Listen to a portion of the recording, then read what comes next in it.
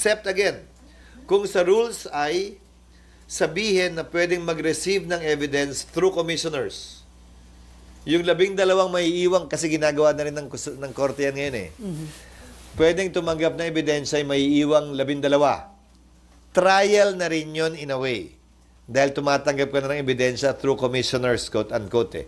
Not the whole court. Sir, sorry. If that will be decided upon by the majority.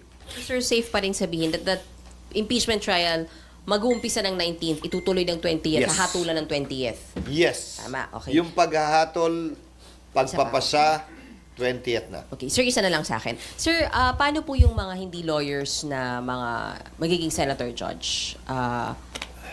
Dapat bang mag-aral sila? May mas extra effort ba sa kanila dapat? Oo, dahil yung abogado nga mag-aaral eh. Ako nga mag-aaral eh. So lahat kami dapat mag-aral. Pero kung susuriin nyo, ilan ba ang abogado din naman ngayon sa 19th Congress?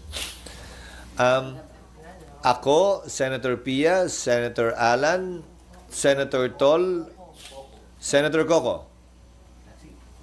There are 5. So sir, itong impeachment indication na gaano ka-importante ng mga lawyer ang lawmakers. Hindi naman kailangan abogado kasi nga hindi naman kailangan maging abogado kasi naman kahit nga abogado mag-aaral pa eh.